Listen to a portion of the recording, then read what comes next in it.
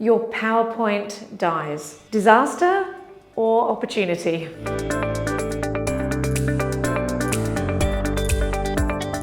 About 5 years ago, we were working with one of Australia's largest superannuation funds, and a colleague, Tom, was talking to me about some presentations he'd delivered. He had to do 6 in total out in Western Sydney, and the very 6th one was at a place called Penrith. Now, when his supervisor was reviewing the results of his presentations, he discovered that for some reason the Penrith presentation had delivered a far higher conversion rate. So in other words, far more people from that company switched superannuation funds than from all of the other 5. And his supervisor was curious as to why.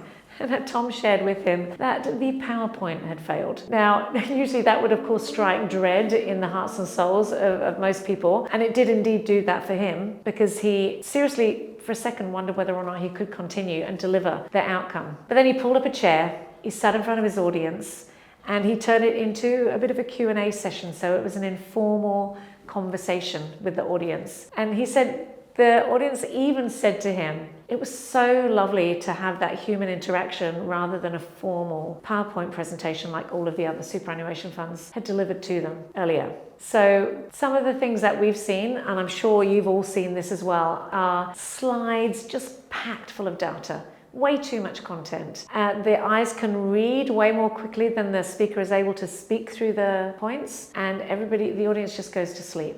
We will even see slides presented sometimes that the presenter will say, now you're probably not going to be able to read this. They show it anyway, as if they have zero control over their own PowerPoint deck, which is just madness. And then, of course, the old trap that people fall into of having way too many PowerPoint slides for the time allowed, which means they start speeding up and they start skipping slides. That's how low value those slides were in the first place, that they could be skipped. My personal favorite as well is when somebody looks genuinely surprised that when a slide appears, oh, this one. So they didn't even know what was coming in their own PowerPoint deck. So again, there are so many ways to use it badly, but we know that in and of itself, it can be a good tool. It can be really helpful. Some of the things that you can do that would make a better experience for your audience are keeping it simple, so less content on each slide. Using colors and images and icons so that they're visually more engaging too. Using the animation function so that you're only revealing the content that you would like your audience to see